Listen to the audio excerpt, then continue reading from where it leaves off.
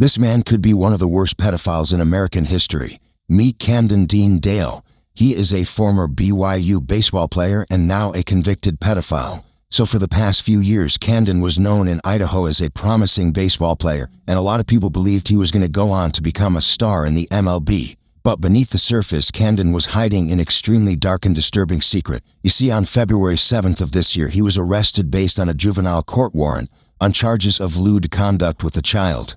For a period of at least 5 years when he was younger, Camden had spent his time molesting a young girl. This young girl, who hasn't been identified, was allegedly close to Camden's family, and he was given access to her because her family seemed to trust Camden. However, he started molesting this girl when she was only 7 years old. Later on, she would claim that he touched her under her clothes almost every time they were together. She told a story about Camden holding his hand over her mouth at age 11 while he molested her, so that family members that were nearby wouldn't hear. She also described holding back cries of pain when Camden was pleasured, and said that the abuse led to severe trauma, sleep loss, vomiting, and so much more.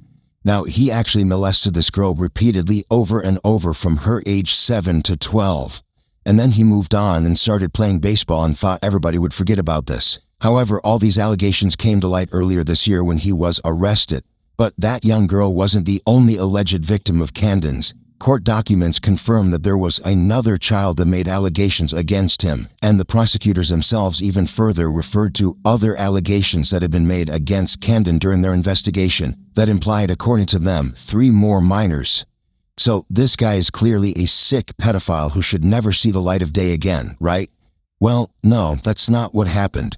You see, Camden was given a 5 to 10 year sentence at the end of his trial, but the judge suspended that sentence, meaning that he didn't have to serve that sentence in prison, and he was put on probation for 8 years. He was also sentenced to a measly 180 days in a local jail, and he's required to complete 200 hours of community service.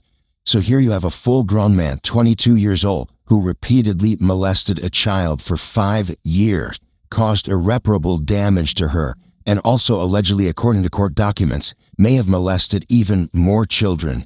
This guy's an absolute super predator, and yet he's only handed the sentence of 180 days in jail and a 5 to 10 year suspended sentence in prison.